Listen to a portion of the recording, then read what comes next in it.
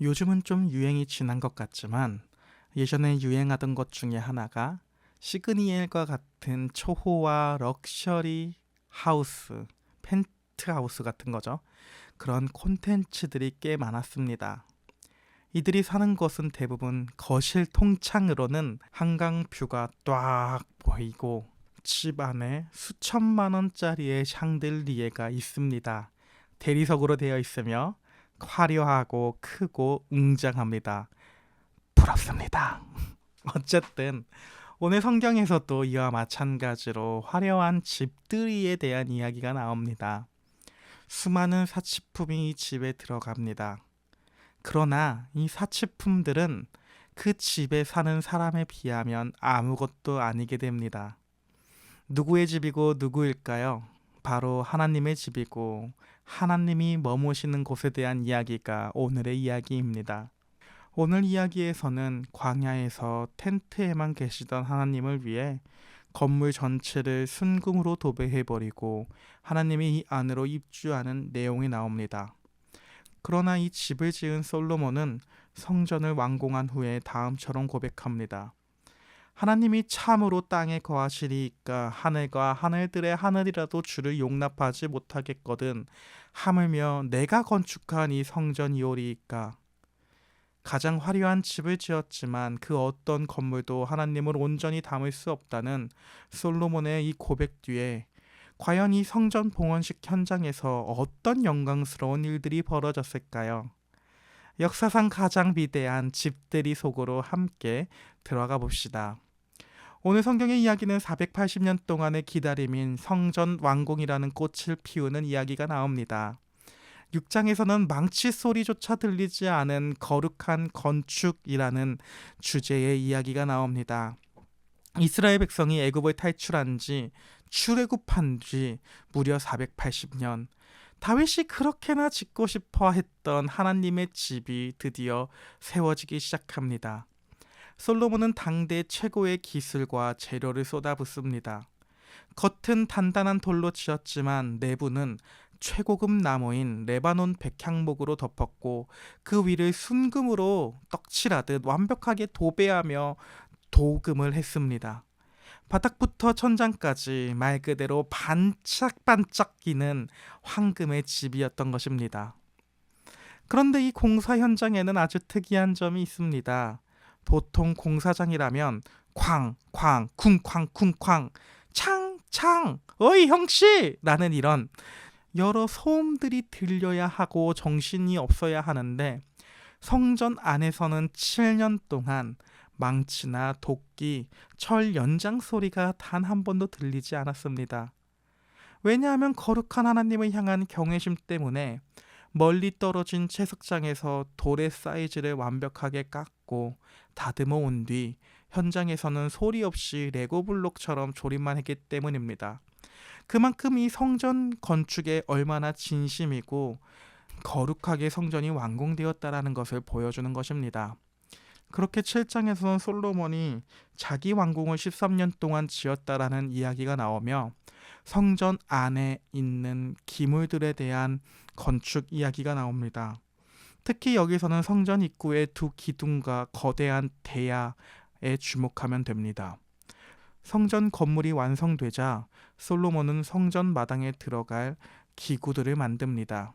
가장 눈에 띄는 것은 성전 입구에 버티고 선 아파트 3, 4층 높이의 거대한 두 개의 놋 기둥이었습니다. 오른쪽 기둥의 이름은 야긴, 하나님이 세우신다라는 뜻의 야긴이라는 이름이 붙으며 왼쪽 기둥은 하나님께 능력이 있다라는 보아스의 이름이 붙은 기둥이 세워집니다. 한마디로 성전에 들어가는 사람은 누구나 이 기둥들을 보며 내 인생과 이 나라는 나의 능력이 아니라 오직 하나님의 능력으로 세워진다는 것을 기억하도록 한 것입니다. 또한 성전 안에 들어가면 제사장들이 몸을 씻을 수 있는 큰 놋대야, 놋바다를 만들었습니다. 거룩하신 하나님께 나아가려면 반드시 내 죄를 씻고 정결해야 한다라는 것을 시각적으로 보여주는 것입니다. 그렇게 모든 성전이 완성된 이야기인 8장에서는 압도적인 구름, 쉐키나라고 불리는 그 압도적인 구름과 솔로몬의 기도 장면이 나옵니다. 드디어 성전이 완공되고 온 이스라엘 백성이 모인 가운데에 역사적인 집들이, 즉 성전 봉헌식이 열리게 됩니다. 제사장들이 하나님의 말씀이 담긴 언약궤를 메고 성전의 가장 깊고 거룩한 방인 지성소에 조심스럽게 내려놓습니다. 바로 그 순간, 지금 이 순간 갑자기 성전 안에 빽빽한 구름이 꽉 들어찼습니다. 안개가 아니라 하나님의 영광, 쉐키나, 그 하나님의 영광이라 불리는 쉐키나라는 이 하나님의 영광이 눈에 보이지 않을 정도로 강력하게 성전 안에 덮치는 것입니다. 제사장들이 그 압도적인 영광에 짓눌려 서서 제사를 드릴 수조차 없었습니다. 이때 솔로몬이 백성들 앞에서 무릎을 꿇고 하늘을 향해 두 손을 높이 들며 역사적인 기도를 하나님을 향하여 하게 됩니다. 하나님, 저 넓고 끝없는 하늘조차도 크신 하나님을 다 모실 수 없는데 제가 지은 이깟 작은 건물이 어떻게 하나님을 다 담겠습니까? 라고 말합니다. 솔로몬은 자기가 지은 건물이 우상이 되는 것을 경계했습니다. 그리고 간절히 외칩니다.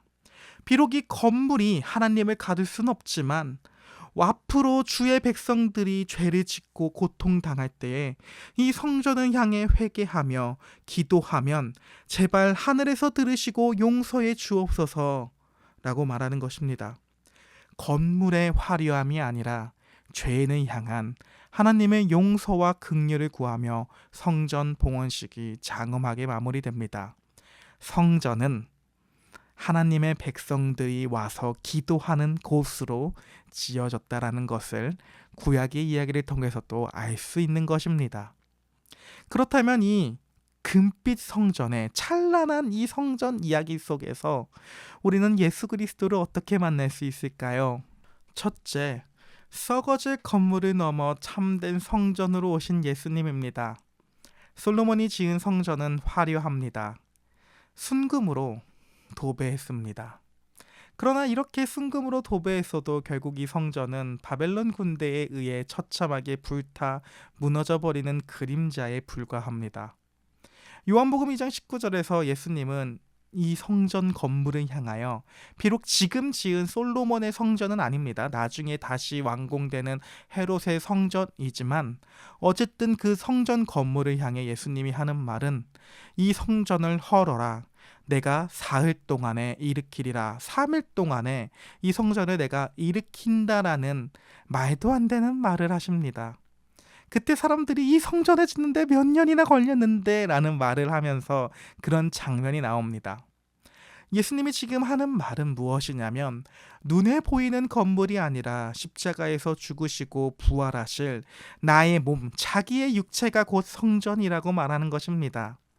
하나님 자신이 직접 인간이 되어 우리 곁에 오신 예수님이 바로 진짜 성전이라는 말을 하시는 것입니다. 오늘 지어지는 이 솔로몬 건물에도 하나님의 영광이라고 하는 구름이 빽빽하게 성전 안에 가득 찹니다. 그러나 예수님은 하나님이신 분이 육신을 입고 이 땅에 오신 것입니다. 지금 완공되는 성전보다도 더욱더 완벽한 성전이신 예수 그리스도라는 것을 보여줍니다. 이제 따라서 우리는 예루살렘의 건물, 그 성전으로 가서 하나님을 예배하는 것이 아니라 십자가에서 찢기신 예수 그리스도의 이름을 통하여 하나님께 예배하며 하나님을 만날 수 있는 것입니다. 두 번째로는 자기의 능력으로 영원한 하나님 나라를 세우시는 참된 왕입니다.